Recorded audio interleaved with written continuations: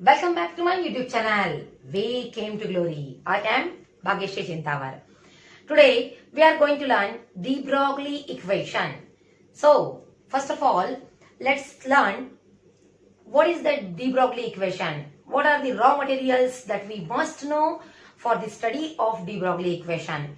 So बच्चों ध्यान दो, de Broglie equation हमें सीखना है और ये de Broglie equation सीखने के लिए हमें बहुत सारे साइंटिस्ट ने क्या क्या काम किया है इसके ऊपर भी थोड़ा सा ध्यान देना है। और कैसा है ना बच्चों, जब हम पढ़ाई करते हैं कौन से साइंटिस्ट ने क्या किया, ये बहुत ही आप मैक्सिमम स्टूडेंट्स को बोरिंग लगता है, लेकिन यही अगर थोड़ा इंटरेस्टिंग वे से बताया जाए तो वो एक्चुअली एक आधी फिल्म की स्टोरी समझ में आती है कि जैसे क्या हुआ है, बाद में इन्होंने क्या किया है, इस टाइप से स्टोरी बनानी चाहिए। इसका थोड़ा सा ट्रायल मैं आपको बताती हूँ इस वीडियो के जरिए। सो लिसन, बट सबसे पहले if you haven't subscribe my channel at, please do like, share and subscribe my channel and don't forget to hit the bell icon so that you will be notified about my every upcoming videos. Okay, so let's start. See, de Broglie equation. So बच्चों ये de Broglie equation क्या है? According to the planetary motion, what are going to learn here, see, that is the planetary motion which is put forward by Rutherford and Bohr. सबसे पहले हम यहाँ पे जो साइंटिस्ट यूज करने वाले हैं, नाम यूज करने, सॉरी टू से, साइंटिस्ट का नाम यूज करने वाले हैं वो कौन कौन है? सबसे पहली बात Rutherford, Bohr, Einstein, then after that yes Planck and finally इन सबको मिलाकर अपना बन गया डी ब्रोगली। ओके, सो ये जो साइंटिस्ट है इन्होंने स्टेप बाय स्टेप जो वर्क किया है, इन सब के वर्क को बहुत ज्यादा मीनिंग है। सो वही बताना है हमें। So according to that planetary motion of an atom put forward by Rutherford and Bohr, we can consider atom as it consists of nucleus at the center and electrons are revolving around it. समझ में आया कुछ? Rutherford और bore के हिसाब से every atom के centre में न्यूक्लियस रहता है और इलेक्ट्रॉन्स ऐसे बाहर घूमते रहते हैं इन फिक्स्ड ऑर्बिट। ये है अपना according to Rutherford and Bohr. लेकिन डी ब्रोगली ने क्या बताया बच्चों? But de Broglie suggested that as light considered as a particle as well as wave nature, just like that every particle or material particle like an electron must consist of particle nature also and wave nature also. यानी हर एक electron भी particle nature जैसा behave करता है और wave nature जैसा भी behave करता है। Sometime it is considered as a particle and sometime it is considered as a wave, and because of which it has mass as well as wavelength. So बच्चों इसे मास भी है एंड वेवलेंथ भी है। क्यों ऐसा दोनों? See here, when that electron और material considered as a particle, therefore mass is a fundamental unit for this particle, and for the wave, wavelength is a fundamental unit, and because of which mass and wavelength both quantities are involved in it. दोनों भी quantities involved है। अब ये हो गया यहाँ तक। कौन किसका किसका काम है ये? पहले रुदरफोर्ड और बोर आए, उन्होंने अपना प्लैनेटरी मोशन वाला एटम्स का, मॉलिक्यूल्स का, I mean to say that कि एटम्स किस तरह से रहता है ये बताया। बाद में डी ब्रोगली ने बताया कि एवरी इलेक्ट्रॉन्स और like particles like electrons have particle nature also और behave like a particle nature also and wave nature also. तो इसे मास है और वेवलेंथ है।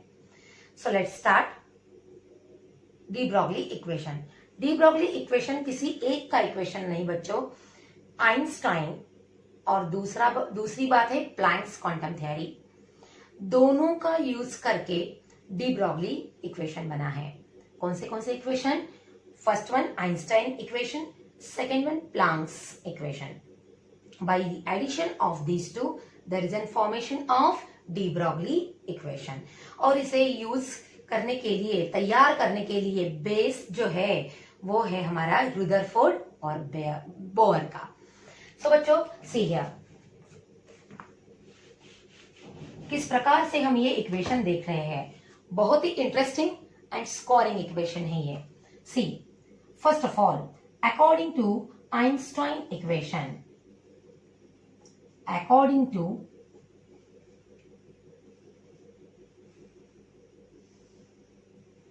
just a second, सबसे पहले ना हम इक्वेशन ही लेते हैं। According to Einstein equation E is equal to mc square. Okay, so इसे हम इक्वेशन नंबर 1 लेते हैं। According to Einstein equation E is equal to mc square, all of you must no.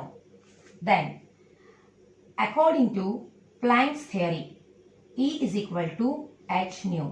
This is equation number 2। ये है according to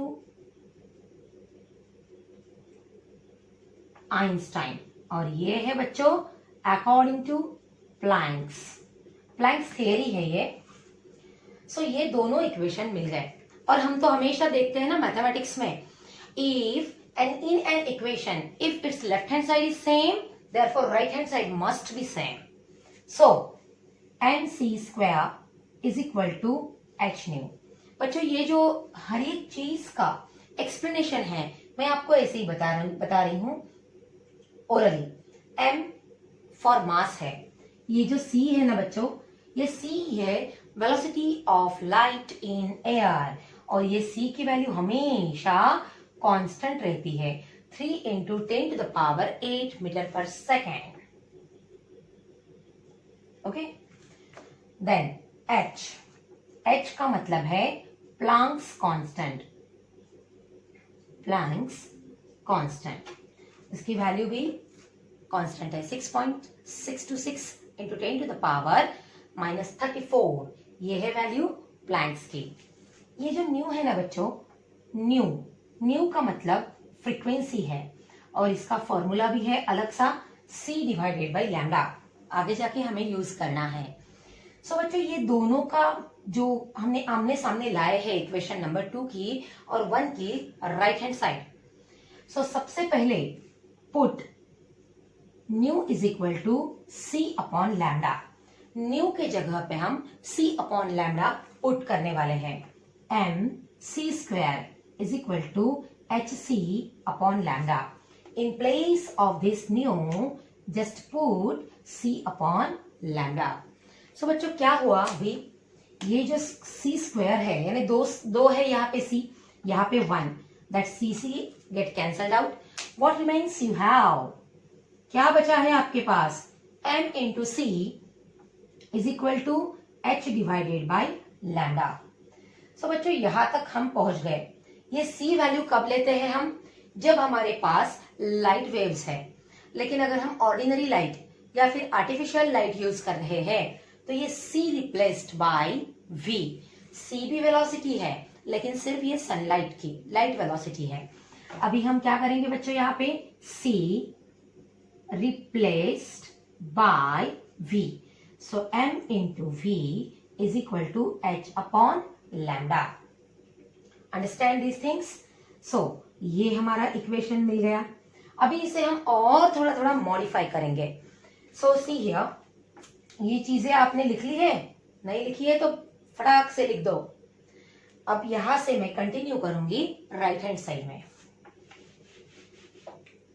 C m into v, हमेशा एक बात याद रखना बच्चों,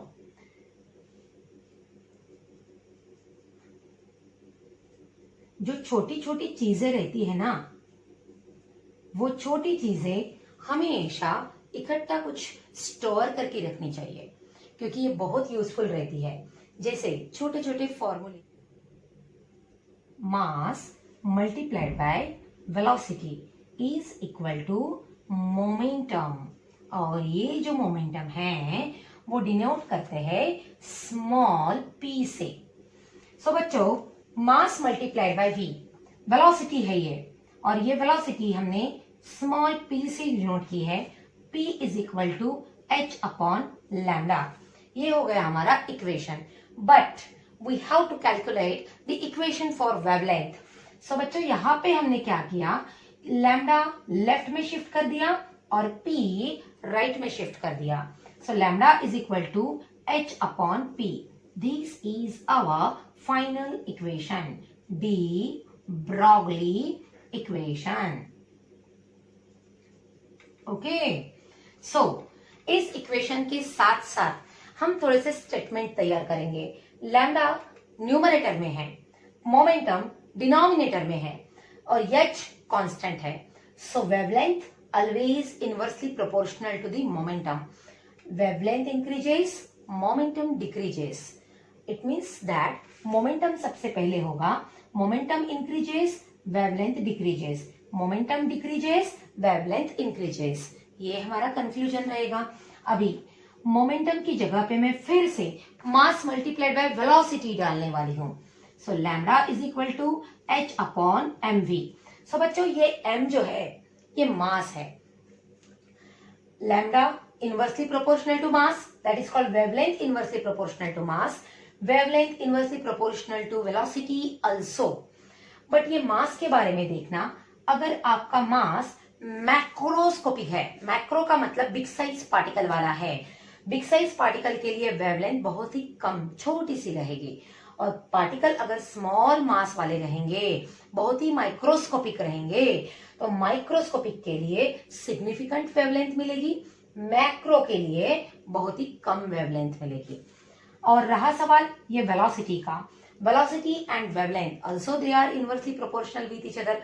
एक कम हो गया तो दूसरा बढ़ेगा, पहला अगर ज्यादा हो गया तो दूसरा कम हो जाएगा। Velocity increases, wavelength decreases, velocity decreases, wavelength increases. So in this way, these are the two de Broglie's equation. These are in terms of momentum and this is in terms of mass and velocity. Okay. So finally, equation complete हुआ हमारा. Thank you for watching this video. Please do like, share and subscribe my channel.